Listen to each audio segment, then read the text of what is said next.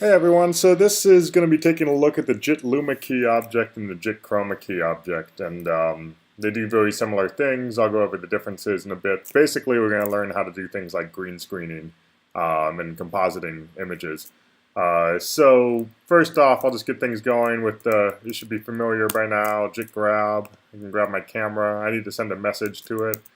It says open, so it opens the camera. I need to give it a Q metro, so it's spitting out bangs. I need a toggle to open that Q metro. And then I got my jit.p window.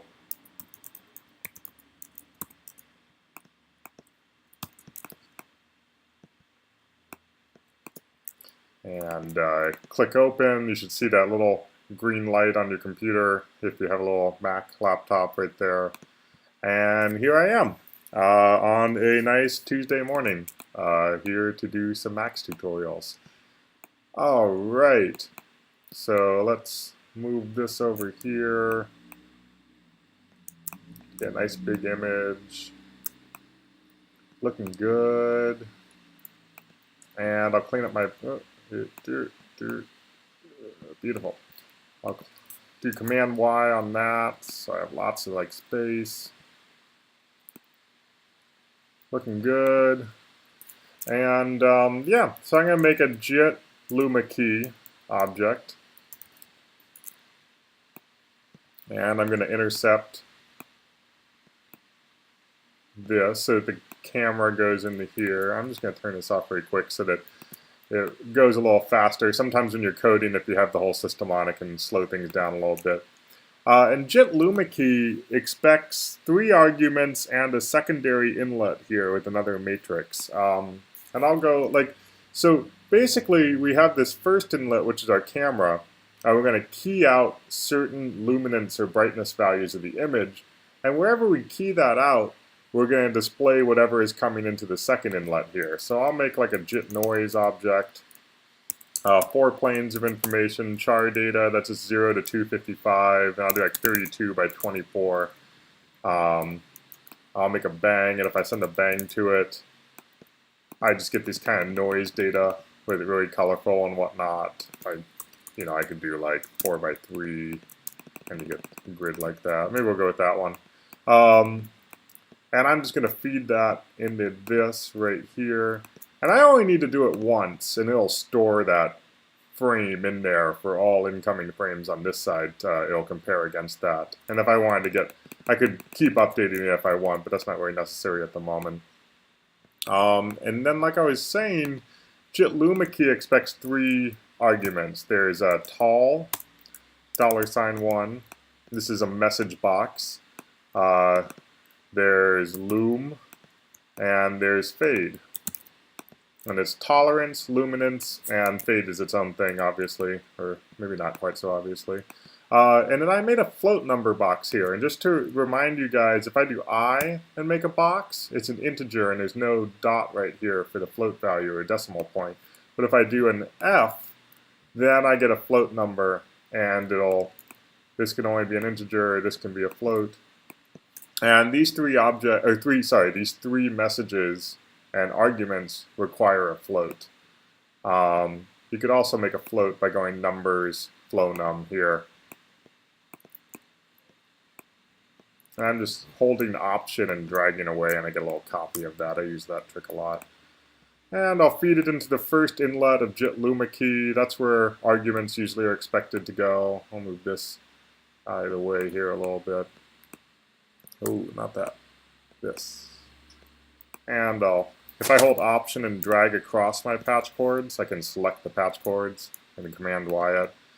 Okay, so we're back up and running. Oh, and it seems I've already shown you everything that's cool about this by accident. So, you can see it's already working. The reason it's working is this luminance value, the closer to 0 it is, it's going to find the darker elements of the image. And the closer to 1 it is, it's going to find the lighter elements of the image. And this tolerance is kind of like a threshold for how much brighter or how much darker from that initial luminance value are you willing to key things out. So if I go back to 0, you know, like there's these pure black pixels on my sweater and on my hat. Um, and what it's doing is it's keying that out and it's replacing it with the matrix right here. I can then boost the tolerance. And now it's kind of starting with 0 as its basis, but then any pixel that's maybe 10% brighter or 10% not as bright, or darker I should say, will also be keyed out. So if I go to 0.5 here, in that background it looks like, I'll lower this a tiny bit. You can see it's like finding kind of a grayscale value, or not even, yeah, a grayscale value that's like kind of gray, and this back of my apartment is kind of has that color right there. And as I boost the tolerance, it grabs more and more and more of the image. I could like completely key myself out there. And then the fade is just kind of like, you can see if I have it at 0, there's this kind of pixelation right here. It's just very literal on like whether a pixel makes the cut or not. Fade just softens the edges a tiny bit, so you get a little more like of a nice kind of thing like that. You can see I could hook this up to that, and now we're getting all this jit noise stuff here. And that's essentially how that works. It's all just based on the brightness of an incoming image. Now, chroma key is a little bit different, but essentially the same thing. The only difference, I don't have this luminance value right here. I still have tolerance and fade. And now I'm just going to type in chroma. And the only difference is instead of using luminance or brightness values, we're actually going to use specific color values to key things out. And I can do that by sending a color message with 4 arguments, which would be the alpha, the red, the green, and the blue. And we're going to put all that in there as $1, $2, $3, $4. And I could probably type something up like, you know, if I wanted to key out green, I would do something like color 0, 0, 255, 0, because this is the alpha, the red, the green, and the blue, and I want to key out pure green, but I don't want any red or blue to be a part of it. But if I want to do something a little more adaptive, there's an object called swatch.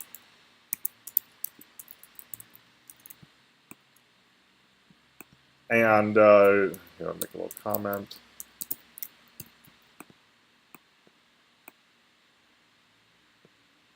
If I lock the patch, I can move around and I can actually move through these different colors. And they actually come out. You remember in class, I like hooking things up to the right inlet of a message box because it just shows me whatever is coming out and displays it in that box. It's kind of like my hack for doing print, but it prints it within the Max window. And you can see it's giving me these values. And one important thing to notice is it's the first 3 values that are changing the most. And swatch is actually set up to give return values as RGBA. I'll just, whatever, I'll get rid of that in post. But we need to send the chroma key stuff ARGB. And that's just like part of the behavior of how swatch works. It also sets it up to be, instead of 0 to 255, it returns a 0 point to 1.0. And that's actually what jit.chromakey expects. And I know it's hard to keep up with, like, wait, why do some objects have 0 to 255 it expects? Why do some have 0 to 1? It just, you know, it's just the language. It's just a part of the idiosyncrasies of Max. You just need to check which one the object is, and we'll show you tricks to like format the data so that it's expected. It gets the right data. Before I go completely off the rails here, like so we need to figure out how to change this format into this format. And what I can do is I can just unpack it because there's a 4-element list right now, and I'm going to do 0 point, 0 point, 0 point, 0 point. And what that's saying is I want to unpack a 4-element list into 4 individual outlets. And the incoming data is a float number. So I can put like that. So I'll make a flow num. And that's the red plane right there. And that's all well and good. And I'm going to pack it back together with a POC one actually, and I'll do 1 for the alpha value, the maximum. That's usually what it expects. And then I'll do 0 0.0 0 0. And I'll take that red plane and hook it up as the second part of our list. I'll hit the green plane third part, blue plane fourth part.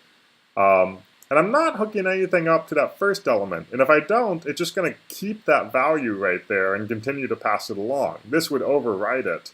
And I don't want to. I just want it to always be the first element is the alpha plane. It's not changing. So now,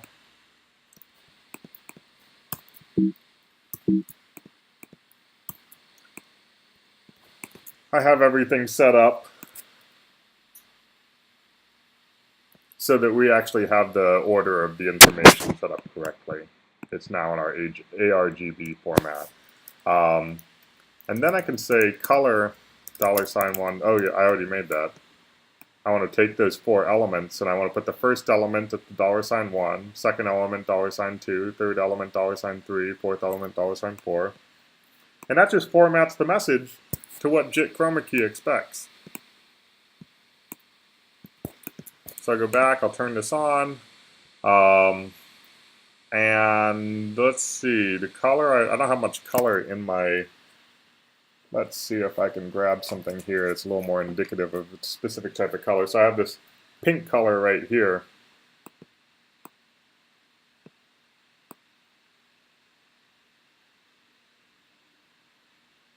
And you see the tolerance is a lot more, it requires a lot more from this, probably because I'm not getting this exact pink color. But now that I've got that general area of pink and I've boosted the tolerance all over the fade here, I just have this kind of moving green screen. It's kind of cool actually. It's again just showing that noise information right here. I'll make it a little more apparent if I make this like 64 by 48. Now we have live image green screen. Isn't that cool? The other thing you can do that's really fun though is, let's say I actually want to, a lot of you are familiar with the Eyedropper tool in Photoshop and whatnot, where I click on an area of an image and it gives me the exact RGBA representation of that. We can do that in Max with something called, what was it called? Sukkah. Which is, we've covered that in class. It's the most terribly named Max object in the world. And it gives me this red grid kind of thing here. And I can overlay it on this image. And one thing to be careful of, it's going to give me the value outside of here of whatever I click on now. So if I take the outlet here and overlay the image, and when I lock the patch, everything disappears, but it's still there. It's overlaid on the image. And it looks like this is coming out of the P window object. It's not. It's coming out of that Sukkah object. And I can click on this, and it'll give me the RGBA info the same way that this swatch is set up. And it also puts the alpha plane last. But luckily we have all this code set up here that we can set it up with. And now I could even actually just hook it up to here if I wanted. And if I lock the patch, I can click on an area, and I'll lower the tolerance a little. I can click on an area and it'll automatically give me that color as that representation and key that out. And I can start to do some more on-the-fly type mixing and whatnot. Or if I bring this back in, and we're good to go. So yeah, sorry, I should have typed that. This is a Sukkah object. And it doesn't have to be on top of a P window. It could be on any part of your Max patch. But that's generally what it's used for more, because you want to key out a certain part of the image. So yeah, that's how jit.chromakey and jit.lumakey works. I'm going to show you one last really cool thing. I think it's really cool. I showed you in class, but like I still geek out about it.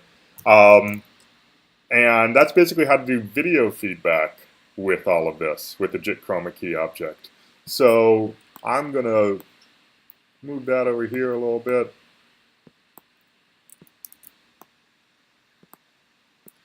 I don't need this anymore. I do need all of this, and I'll just move that over here a little.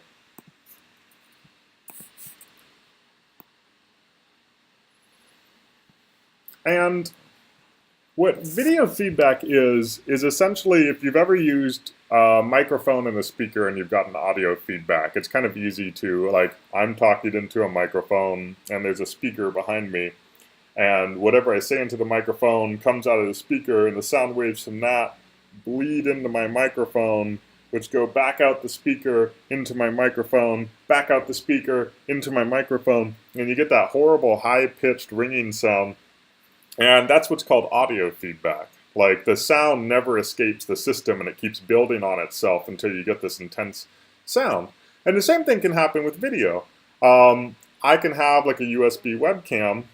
This is, I feel weird watching myself with this grid up. I can have a USB webcam and I could have the QuickTime movie recorder open, and I could take the webcam and I could aim it at the QuickTime recorder, and I would take the image from this, and it would go into the computer, and the camera would see what's on the computer, and then it would feed back into itself. You've probably seen this when I've been using the camera object in class, and the projector behind me picks it up, and you get this kind of like infinity trail kind of effect.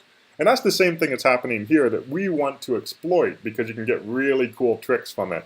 And the way you do that, essentially, you just take the output of the object and hook it up as what it's comparing itself to. So you can see, like, if I hook this up right here, it would create this feedback loop of the image comparing against itself. Now, I can't actually just hook it up right here. I have to trick max. And the way I'm going to trick max is by making a JIT matrix object.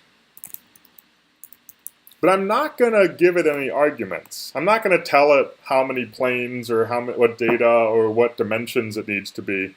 Because the nice thing about the JIT matrix object is if you don't give it that information, it'll just adapt to whatever it's receiving.